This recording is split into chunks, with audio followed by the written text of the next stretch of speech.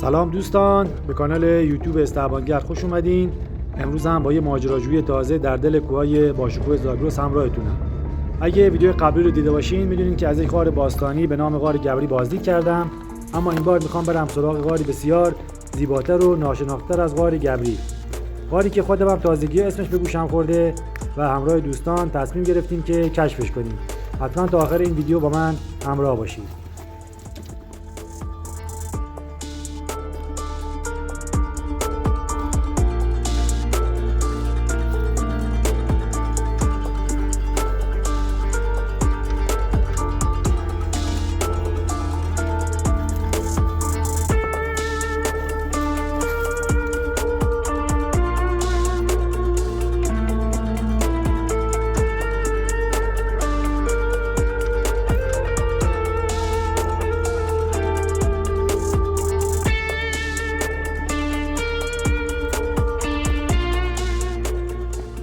مسیر رسیدن به این غار اصلا ساده نیست. شیب‌های تند، مسیرهای سربالایی و جایی که باید دست به سنگ پیش بریم.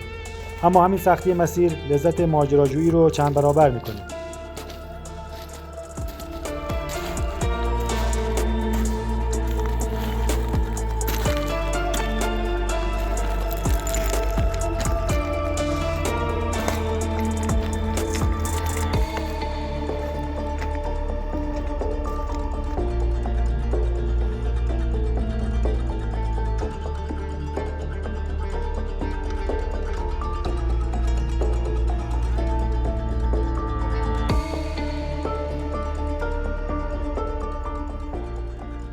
اطلاعات دقیقی در مورد این غار در دست نیست. از طرفی برای اینکه اینجا از دست سودجوها و تخریب در امان بمونه، موقعیت و آدرس دقیقش رو اعلام نمی‌کنن. بعضی جاها باید ناشناخته باقی بمونن تا سالم بمونن.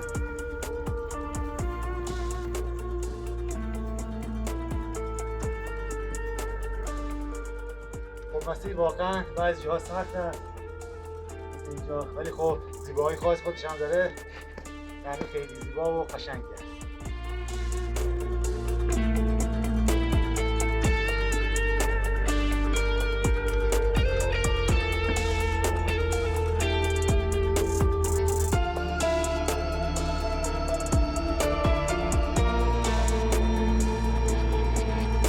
لطفاً اگه از این نوع ماجراجویی لذت می‌برید حتما ویدیو رو لایک کنید، کانال استعبانگر رو سابسکرایب کنید و نظرتون رو پایین همین ویدیو برام بنویسید. تا آمار شما باعث میشه که با انگیزه بیشتری سراغ ماجراجویی بعدی برم.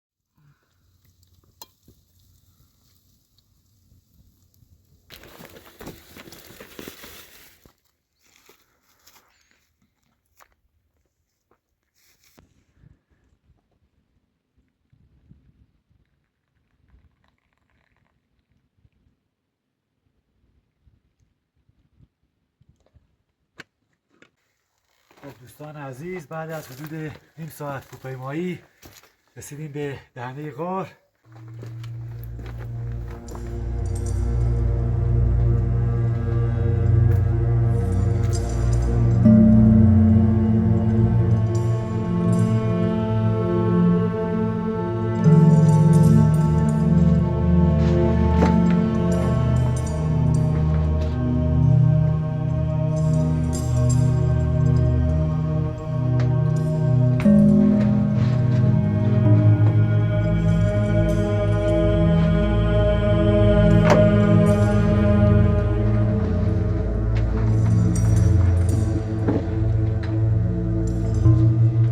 ابتدای مسیر ورودی تنگ است که باید ازش عبور کنیم.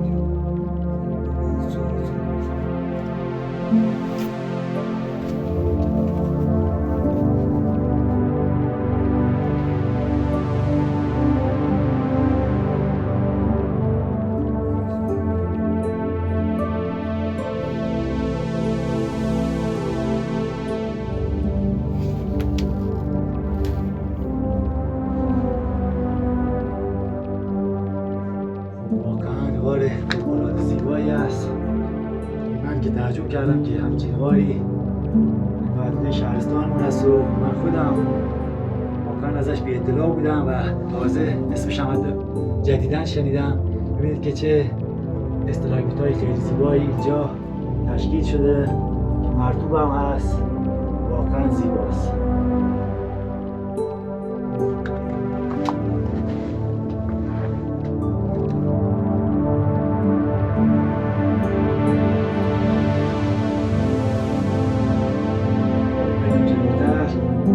هنوز این زیبایی ها ادامه داره.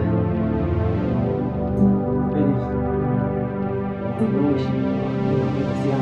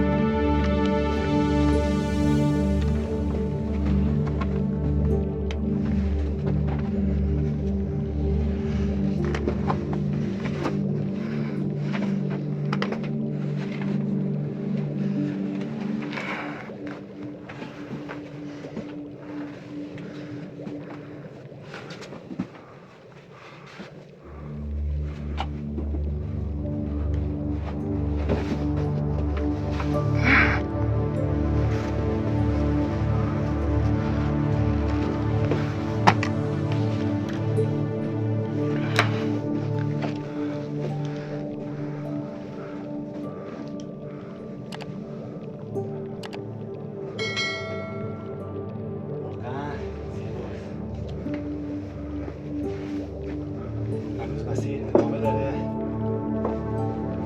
من دارم حدود 30-40 متر پایین.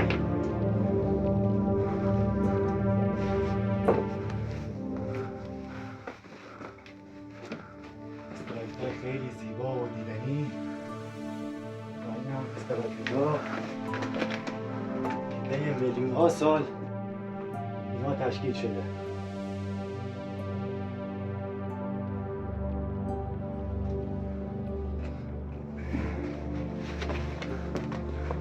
زیبایی اینمه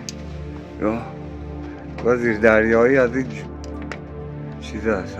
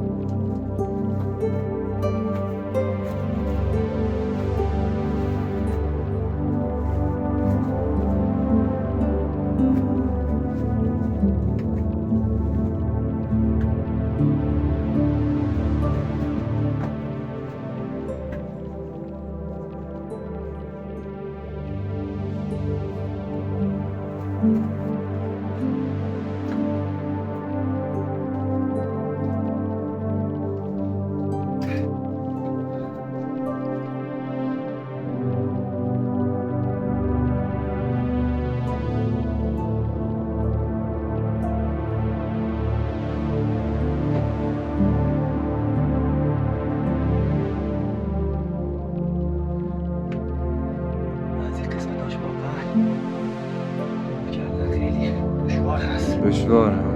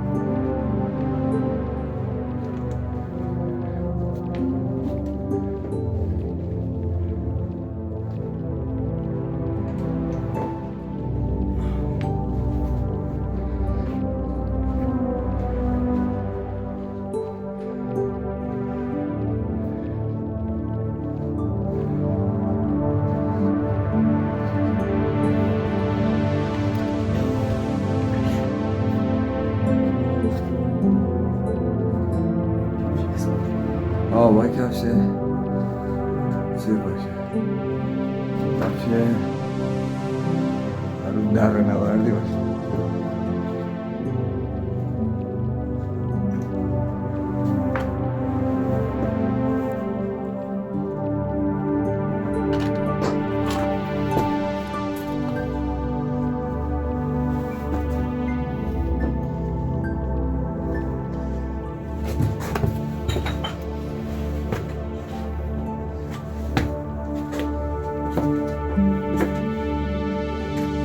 واقعا یک غار به این زیبایی که میلیون ها سال طول کشیده که تشکیل بشه جای تأسف داره که عده‌ای میان اینا رو به همین راحتی تخریب میکنن. آقا اینجا یه لحظه فیلم بگیرین. آره یادگاری می‌نویسن. یادگاری می‌نویسن. خب یادگاری اینجا الان چه تأثیر چه سودی داره به حال شما؟ غیر از اینکه باعث تخریب غار میشه. به حالت طبیعی میاره چی بیرون. و از حال طبیعی واقعا خارج میشه. حیف است واقعا قدر این داشته‌هامون رو بدونیم و به طبیعت و محیط زیست و حیات وحشمون احترام بذاریم. خب اینجا دیگه فکر کنم انتهای یکی از راهروهایی باشه که ما اومدیم. درسته آقای پرکن؟ بله. اینجا یکی از راهروهایی است که به انتهاش رسیدیم. خیلی رطوبت هوا اینجا بالا هست و نفس کشیدن واقعا سخته اینجا. آقای علی داده به نظرت چه نقاشی میتونه این زیبایی در جا نگاه؟ واقعا زیبا. این تو دوربین معلوم نمیشه ولی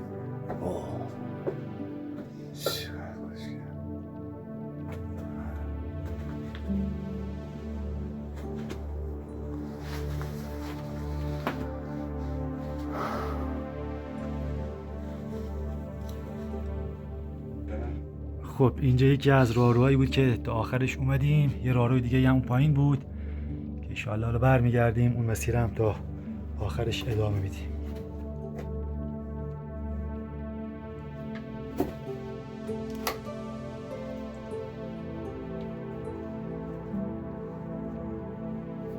این قسمت رو ببینید که واقعا خیلی زیبا و چشم‌نواز است.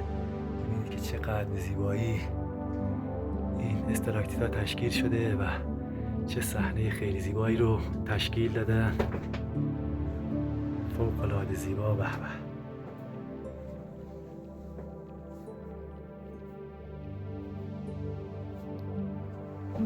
بعضی از قسمت‌های غار بالا و پایین رفتن خیلی سخت است چون سطح خیلی لغزنده ای داره و با هر کفشی مناسب نیست. حالا ما کفش کوهنوردی اومدیم مناسب اینجا نیست. با کفش اسپورت یا دره نوردی جا رو پیمایش کنیم.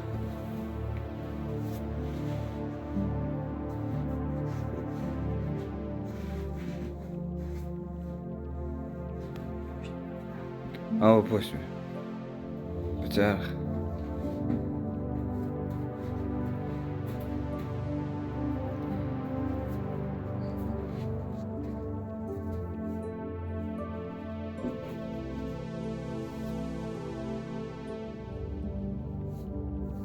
اصلا جا دست نداره یعنی واقعا لیزه.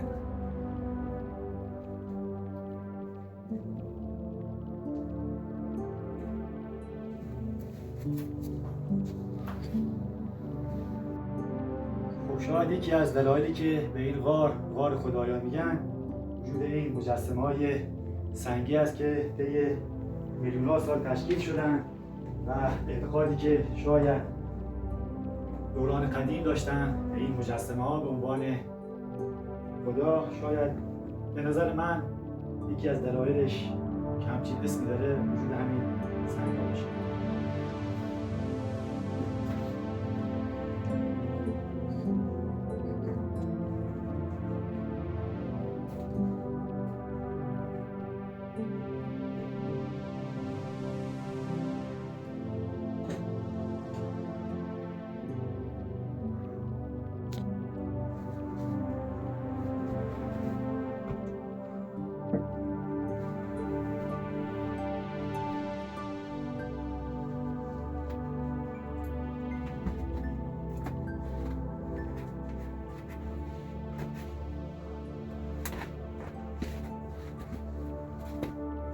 کمی دو پاتو بیان رسیده.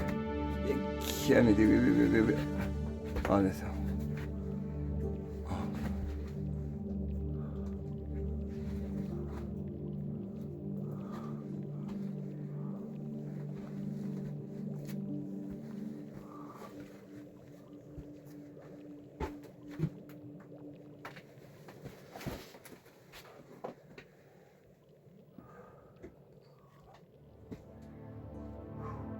خب اینجا این دهنه سمت چپ دهنه‌ای است که ما وارد شدیم و اومدیم و یه مسیر هم از این طرف داریم سمت راست که این هم الان میریم چه توجهی است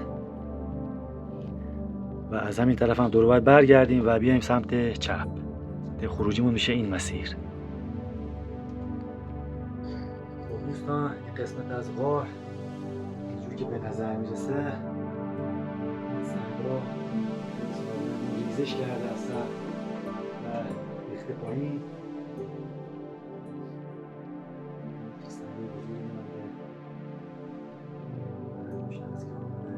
جدا شده از سر و ریزش کرده.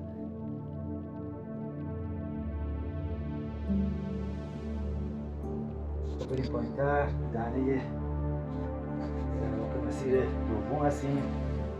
این هم ادامه بدیم بریم پایین. اون مسیر قبلی که رفتیم حالت سربالایی داشت، این دهنه اینجا حالت سرازیری داره.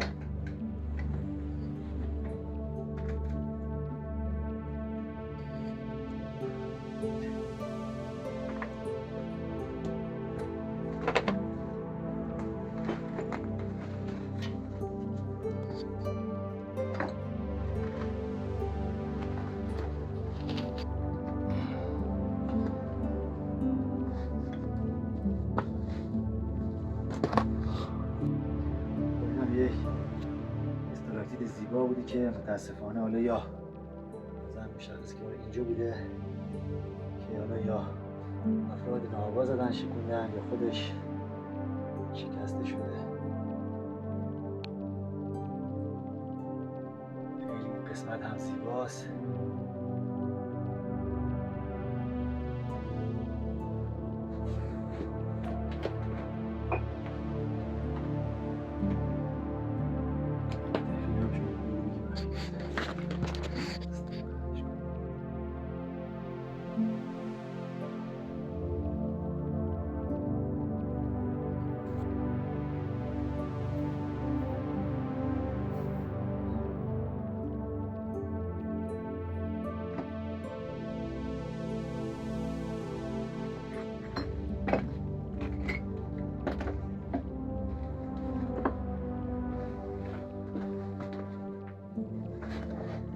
این ستونایی که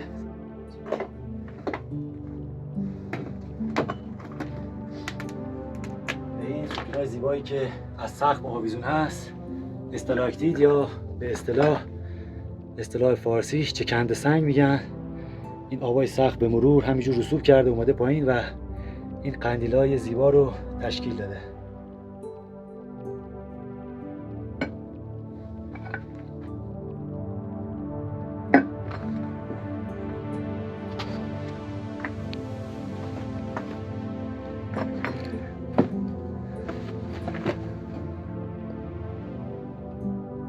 دیدی آخرش نه؟ آره. حالا اگر روی هم داره بسته شده. اینجا میشه احتمال داره یه سیلک هست میره پایین یا مسیری هست میره، ولی خب دیگه ما نرفتیم جلو. خب این مسیر اینجور که مشخصه هنوز ادامه داره و خیلی میره جلوتر، چیزی که با چشم پیداست. ولی خب اینقدر اینجا هوا مرطوب و گرم هست و نفس کشیدن سخته که خیلی دشوار بخوایم ادامه مسیر بدیم.